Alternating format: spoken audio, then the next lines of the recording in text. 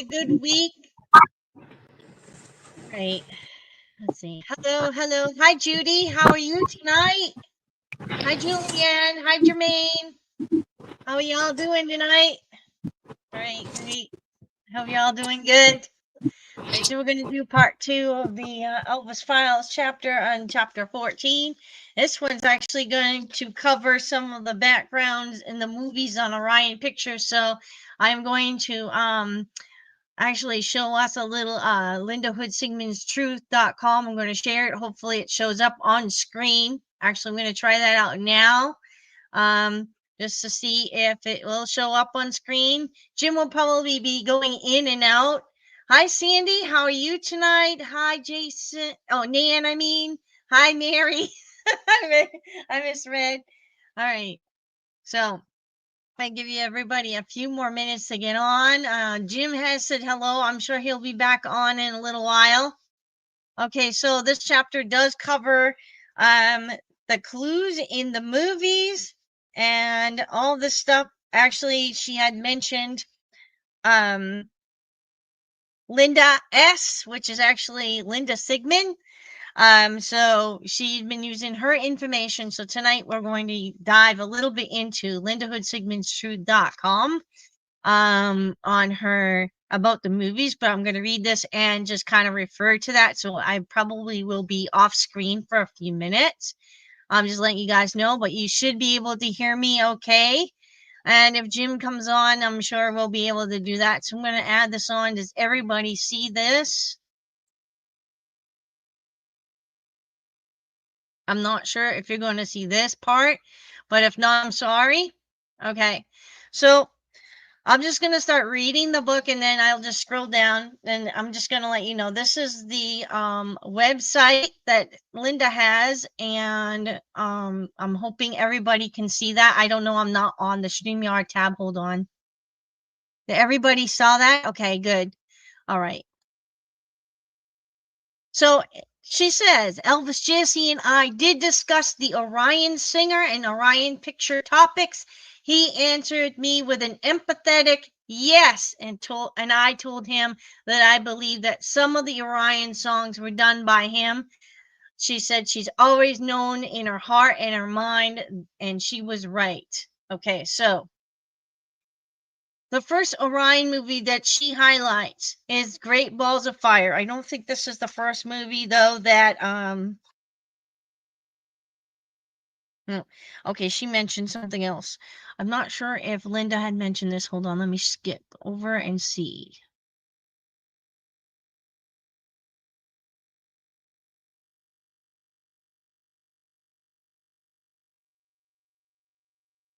Okay, well, anyway. But she does mention this. Okay, so she does have a copy on the Jerry Lee Lewis and the King, basically, song on the Killer and King album. And at the end of the song, What I'd Say, it's kind of like reduced down or quieted, but he says, man, you're with it tonight, Elvis. All right. So this is what she was mentioning, highlighting here. Well, what I wanted to do was work on this Return of the Living Dead, which will show up on here. So I'm just going to leave it right here for a minute and I'm going to start reading. By far, the greatest number of movie-related letters I received from Elvis fans were about the films released by California-based Orion Pictures. In 1978, 5 former film executives left United Artists to create Orion Pictures. I'm going to see if she has something on here. Not about that, but she does have this, so I'm going to leave it right here. Okay. To create Orion Pictures, Arthur Krim, Robert Benjamin, Eric Plaskow, William Bernstein, and Mike Medavoy. They were men who had a hand in works such as James Bond films, and Woody Allen Pictures, The Heaven's Gate. Orion, financed and distributed early on by Warner Brothers, brought a dying company, Filmways, Incorporated as its base of operations. Later, Orion was created to create a largely art and foreign orientated division known as Orion Classics. Medavoy is cited, according to James uh, uh, Monaco's American Film Now, as explaining the choice of the corporate name Orion this way. Orion has 5 main star constellation, but astronomers have it that the constellation has 7 main stars, not counting some minor stars on in Orion's sword. So which might lead to observers to conjecture that there may be 2 so far silent partners. Okay. So normally for a production company to raise a huge amount of money, it takes private investors. The reader may recall from case file number 10 that Mr. Doherty telephoned me from Switzerland saying that Elvis Presley is one of the money people behind the film investment group. However, there exists no verifiable evidence that Presley or other family or estate is one of the 2 unnamed investors, if 2 are there. Elvis, a film producer? Could it be possible? At any rate, one of the earliest Orion productions, The Life of Brian in 1979, a Monty Python group feature in the film, was one of Elvis's favorites. Okay, so in 1983, Orion Pictures released Breathless by Richard Gere. And I think she might have that pictured here. I'm going to try to give you the pictures. She has the movie, like the covers.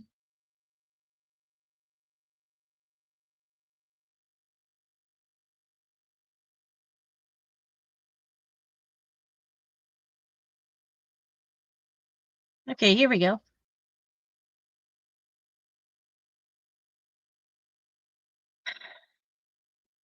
Okay. It engendered a great deal of speculation. With the soundtrack by Jerry Lee Lewis, the plot concerns a man named Jesse who is obsessed with Lewis, as well as a comic book hero called Silver Surfer. Hold on 1 minute.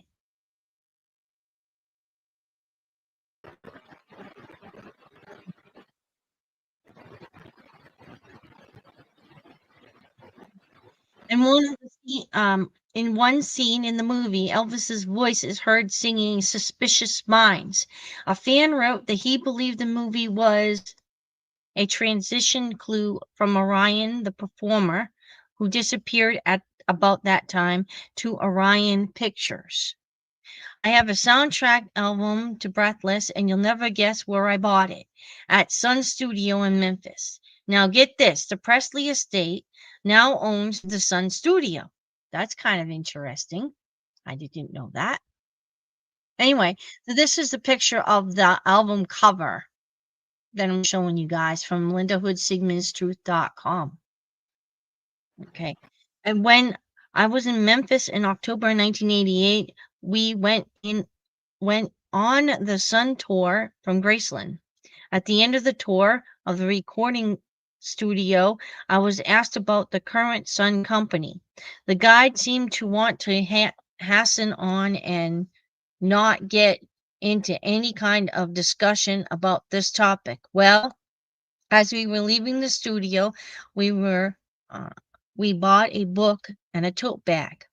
Then one of the guides pointed out the Breathless soundtrack. As I remember, this was the only record they had for sale, and told us that if we bought it there, they would put a gold label sticker on it and make it more valuable. At that time, I was missing a lot of information. I did not know that Elvis might be connected with Orion Pictures. I did not know that Breathless was an Orion picture. I did know that Presley Estate owned the Sun Studio. The bottom line is this: the Presley Estate is selling the Orion Pictures clue. Now, isn't that interesting? almost like the Passover plot on the sale at Graceland. I'm going to mute your mic, okay, Jim, for a minute. All right.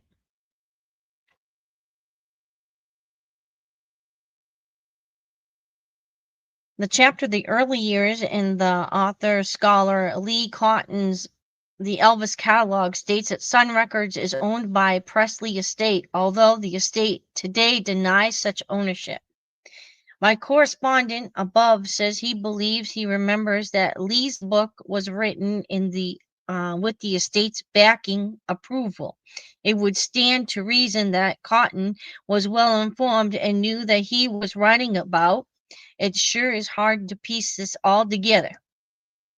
An Elvis fan considered the Orion 1983 release of Class as one of the most significant of all. While watching it and picking up the clues, it was interesting, but the more I think about it, the more important the film seems. There are no Elvis clues, such as songs, etc., but there are a lot of John Burroughs clues. Two co-stars play roommates at a prep school. One first name is Jonathan, the other's last name is Burroughs. The actors were Andrew McCarthy and Rob Lowe. Jonathan is referred to by his first name all through the film, and his roommate is referred to many times by his last name. Also, Burroughs is predominantly mentioned throughout. Jonathan fakes his death as suicide as a practical joke on his roommate early in the film.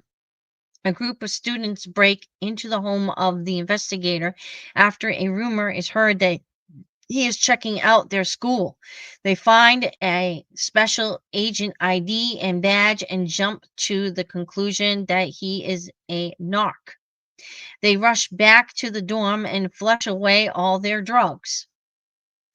Now, Orion Pictures may try to say that it was just inadvertently had given clues in 26 other movies about Elvis, but in 1983, they had no reason to give clues about John Burroughs. Pretty interesting, huh? So, because in 1983, the general public would not yet have known that JB was Elvis's alias. So, in 1985, Orion Pictures released Return of the Living Dead. I think Linda might have a picture of that too. Let me see. She mentions it. This is interesting though. She goes more into detail about Breathless. That's the front. This is the back cover. She says, as you can see on the above back cover, Breathless is first released in 1983, making it a perfect vehicle to guide the Orion singer fans who believe that Elvis himself was involved on the Orion Pictures. The Killer and the King, which is a culmination of Orion the Singer controversy, which was released in 1982. She's just telling you the MGM, Orion, all that kind of thing. And I think she's got this enlarged for a reason here. Let's see. Please take note that the fact that the main character's name is Jesse, the man who's running away from his past in Cadillac convertible. But no matter how fast he runs, he can't leave his past behind. Jesse in this movie is a huge fan of Jerry Lee Lewis, thus the soundtrack. So she was just telling you the clue on that movie. All right, so where is the other one? The Living Dead. Hold on. I said her website is so big.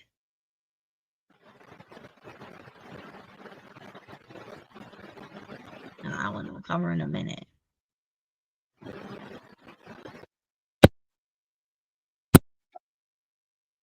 Joey? Yeah. I was going to say a while ago. You was talking about the end of that album where Jerry said that about Elvis. Right. Yeah, Elvis told me, he said Jerry about got me in trouble with Sun Records because he when he left he was under contract with them. He told me, he said that's why they took it off there, off that Right. album. Right. Where is that comment mentioned? She said. Anyway, I can't find that one, the Night of the Living Dead, but I know she had mentioned it. There's quite a bit here. Like I said, this is a huge page.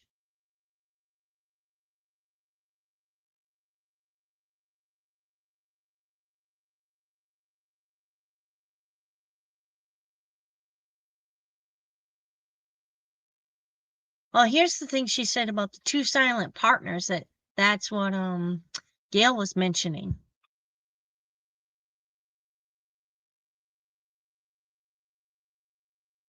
And this United Artists is the same company that Elvis worked with these four movies down at the bottom of this page.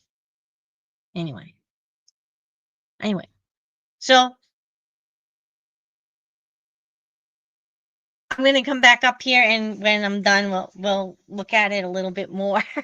There was quite a bit here. So, Returning of the Living Dead. The theme was drugs destroying the brain, and one theme, there was a baseball cap lying on the floor. The plot has characters Freddie and Frank at a place called Resurrection Funeral Home. Neither of them have a pulse or blood pressure, both with temperatures of 70 degrees. Paramedics are called, who say that rigor mortis has set in with Freddie and they are both dead but are still alive. The president is involved in a helicopter. Another fan wrote that in the 1985 Orion film Heavenly Kid, the people in the picture are said to be going uptown or downtown when they die. One character in the film asked his guardian angel what happened to Elvis. The angel replied, "He's uptown." All other of all the Orion movies, 1987's RoboCop has attracted most of Elvis fans' attention. The movie is about a police officer who is thought to have been killed in the line of duty. In reality, he is not dead. The only person who knows his identity when he returns as RoboCop, a Superman hero who fights crimes, drugs, etc. The film is made in Michigan, and as one caller pointed out, during the filming of the movie, radio stations received calls from a man sounding like Elvis Presley.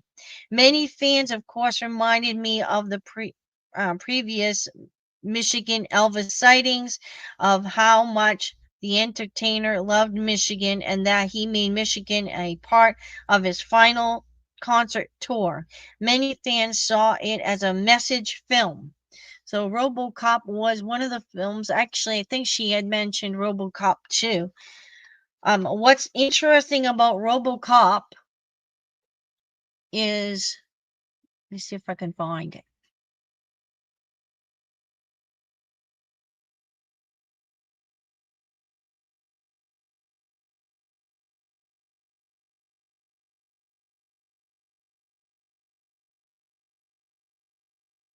Oh, that's Great Balls of Fire. There was another thing, RoboCop 2, she had mentioned something about Linda Thompson.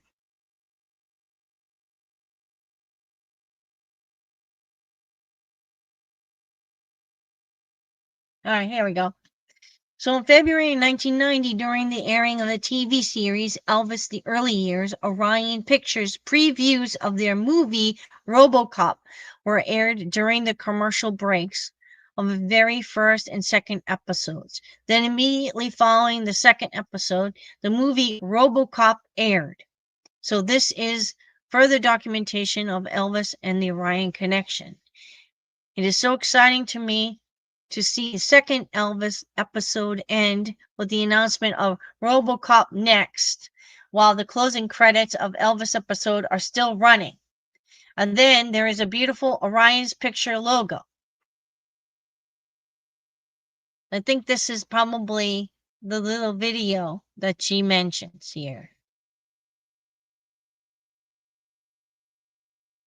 All right. I'm not quite sure. She mentioned something about RoboCop 2. All right. So there's RoboCop 2 here. She said, the film I have extracted clues from my video this time, Orion's RoboCop 2. You will see that there are three major things in this movie, and the movie credits, which are blatantly evident, but they're by Elvis and those who do such things at his discretion and suggestions. It is my theory that Elvis and perhaps Colonel Parker were silent partners in Orion Pictures. She said Linda Thompson is listed as the mother with the baby in the movie. And then there's a religious shrine of sorts. And I think she had pictured here. And also, the Orion pictures, she's showing you the Orion picture. Orion pictures. I guess this is supposedly Linda Thompson in the video. Pictures of that. It's mother with the baby. And then this is the shrine. She showed this, RoboCop 2. The Shrine of Elvis.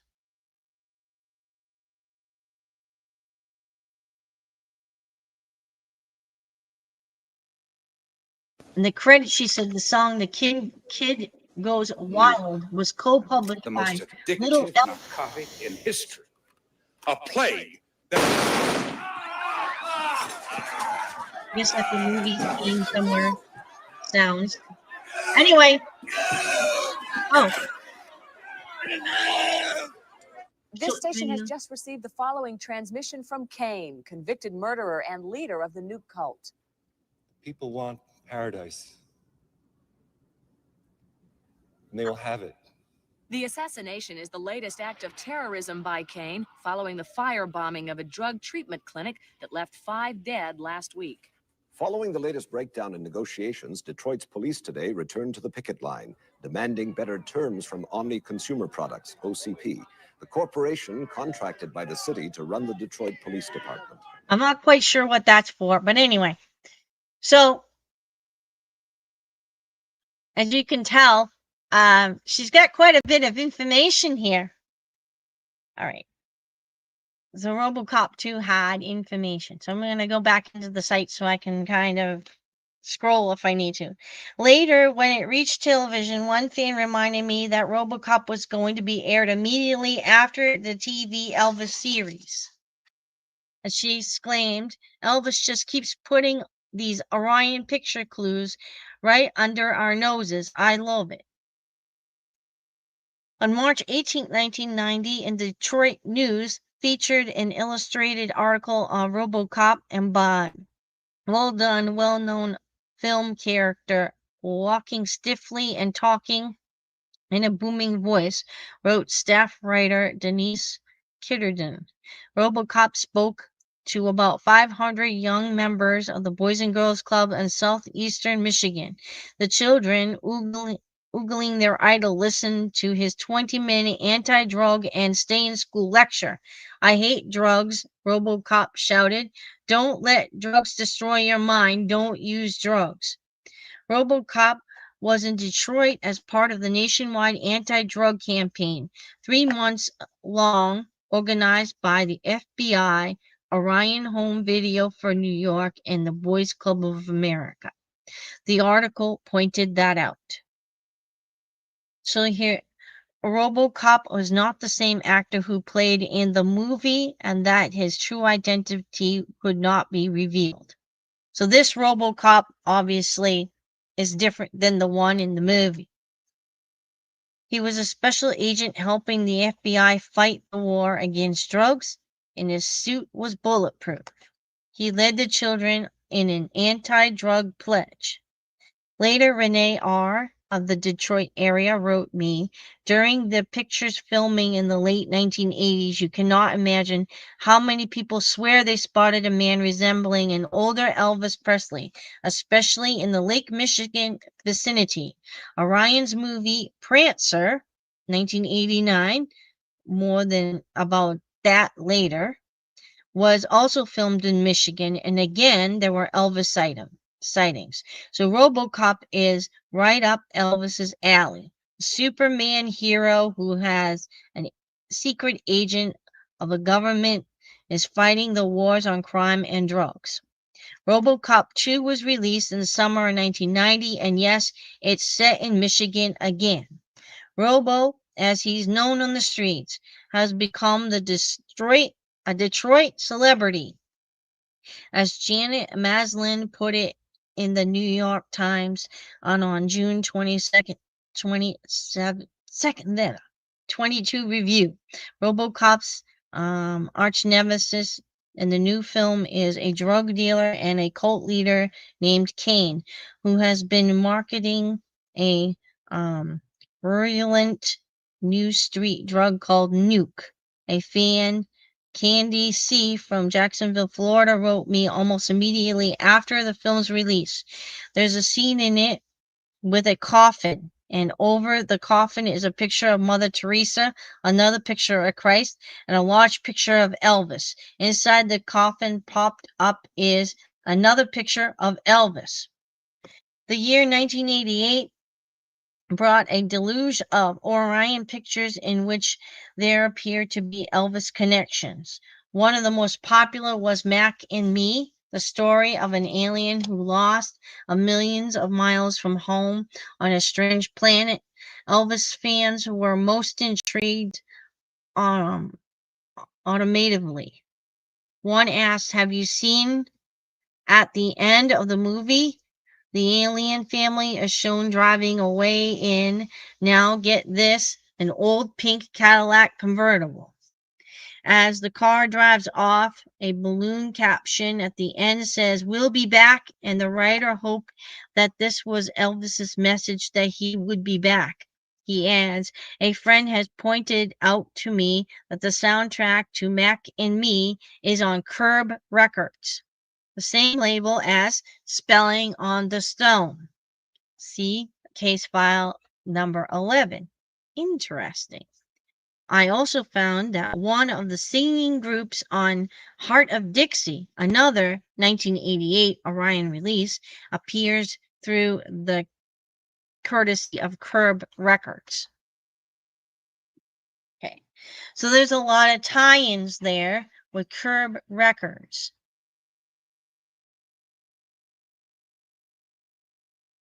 Anyway, so that was a lot there.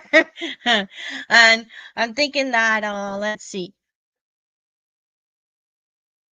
I will just do up to that. I'm just going to finish this last thing and then I'm going to stop. And we'll pick this up the next time because there's a lot here. And I don't want to go too much because there's so much to go over. And there's a lot here reading. So, another fan noted the lyrics to the song sung during the Cadillac's driving away scene as very poignant when related to Elvis. Also, a little boy in the movie is dead, but then comes back to life. And the scene at the end in which the black man is swearing in the aliens as United States citizens is meaningful, reminds us of our duties as citizens. And the third fan signaled out some of the highly significant song lyrics. Okay, so here's some of the song lyrics. Tired of being myself, being different from everybody else. Somehow you knew I needed your help. Be my friend forever. I never found my star in the night. Living my dream was far from sight.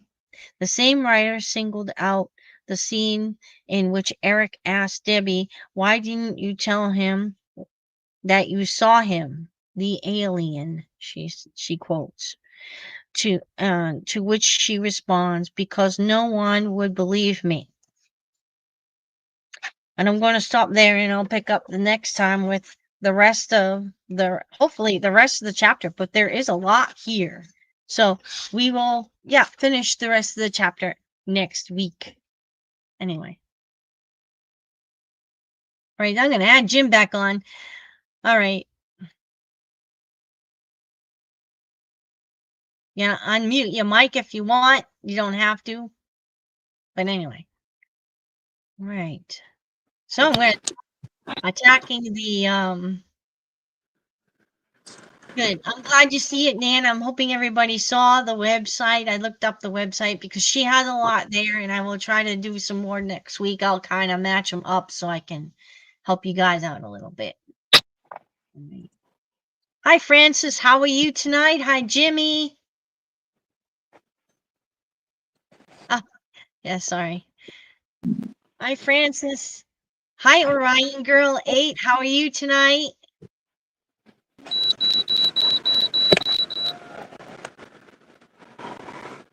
Orion Girl says it's good to see you, Jim. Yeah. Hi, Coral Moon. How are you tonight?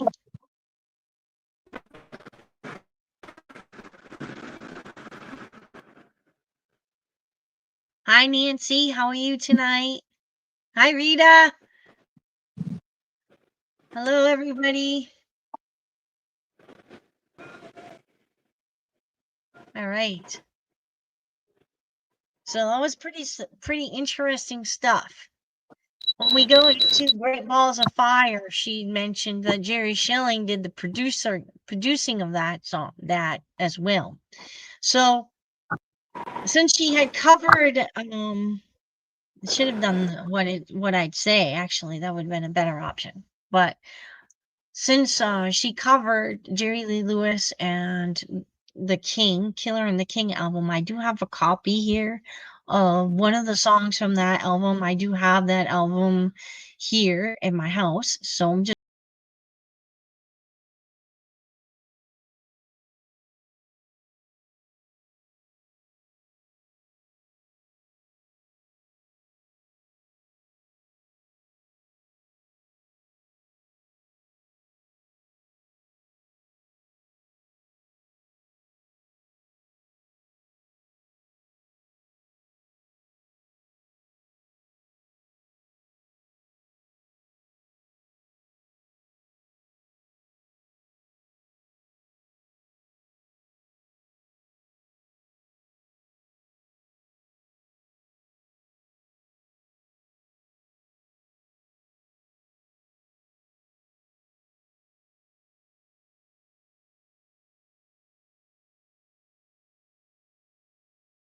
album is dated 1982, and they said that singer was Orion.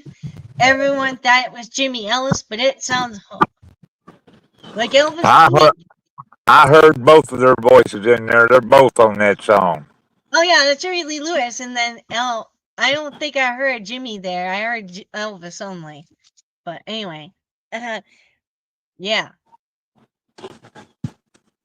So let's see. All right, hold on.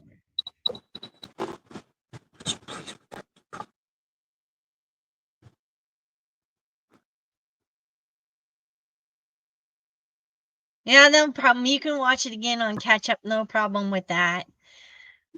Francis says you're looking good, Jim, with no beard. Yeah.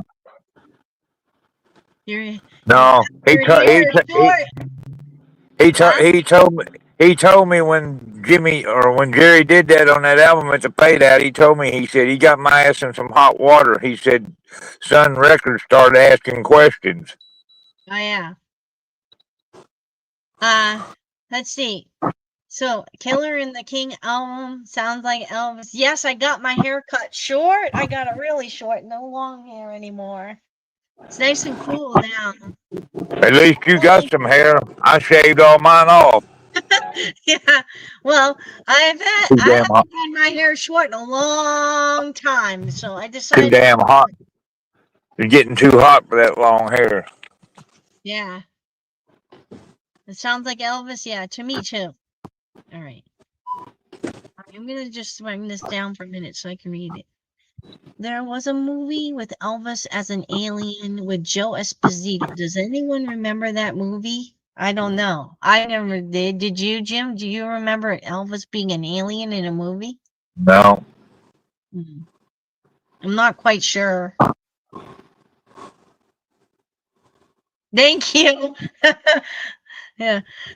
There Hey, was Joey. what?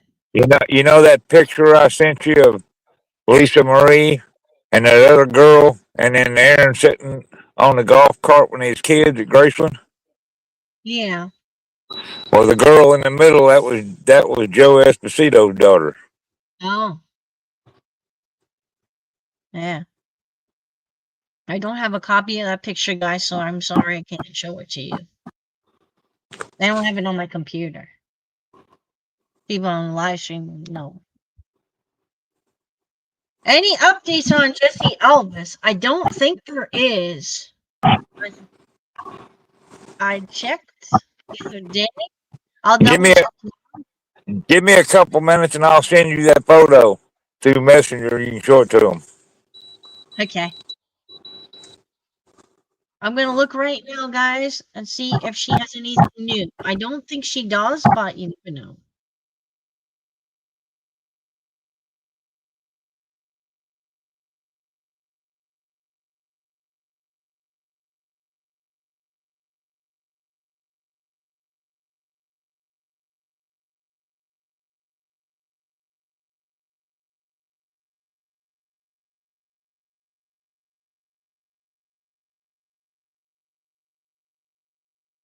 I know that she had posted a few things on here, but nothing to do with his health. She hadn't heard from him in a while.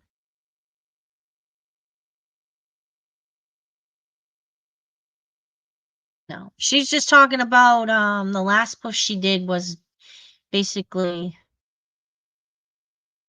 comparisons with Jesse's photo, picture of him and Muhammad Ali. No, nothing new. She hasn't heard anything from him in a while.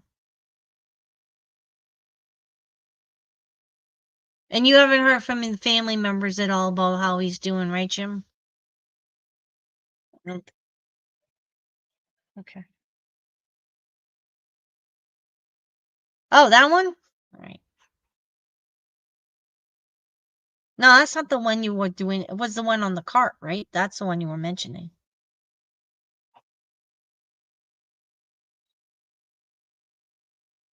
You're welcome.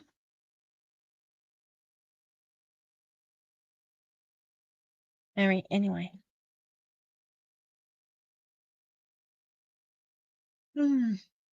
Okay.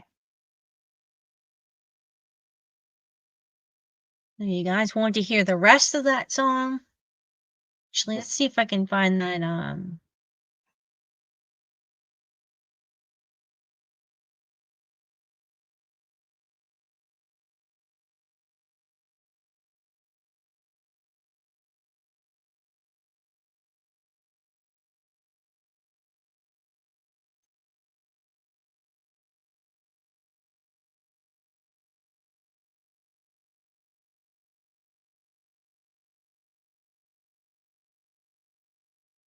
Okay.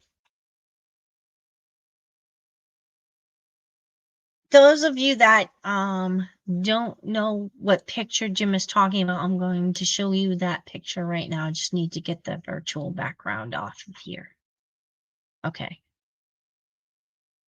See, he said that the child in the middle, so, is Joe Esposito's daughter. Okay. Okay, anyway. Just in case you didn't see it.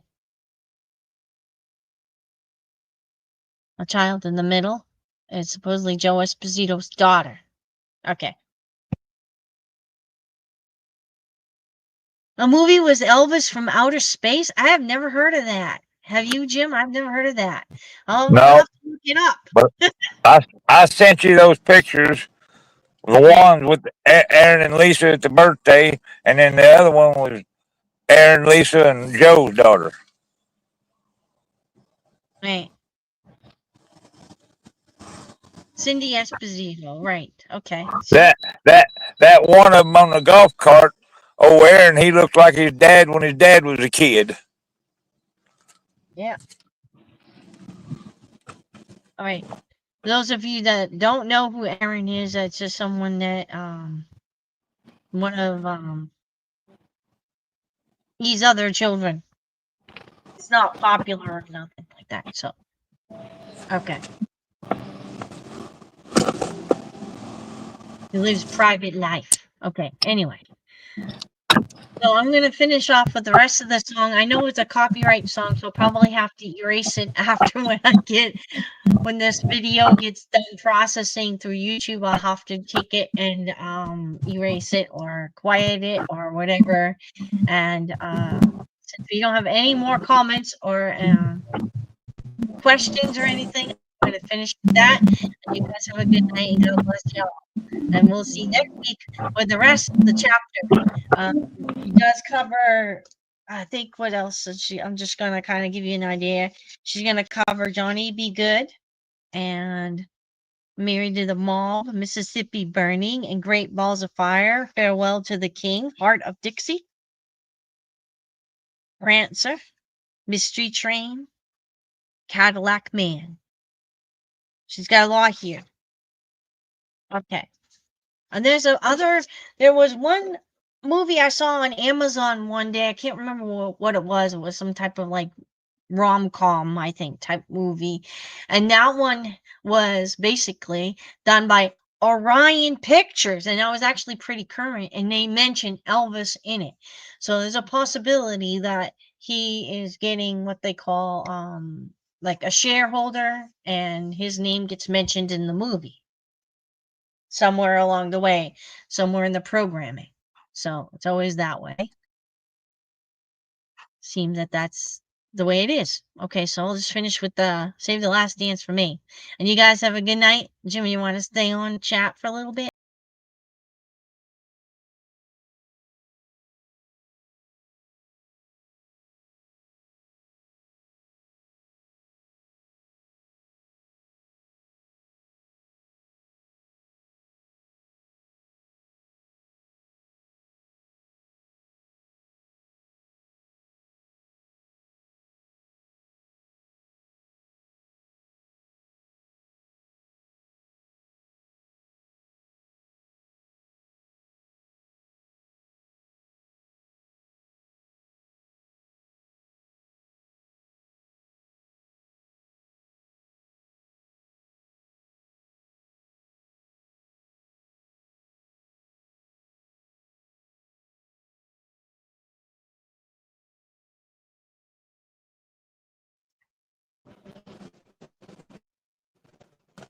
All right.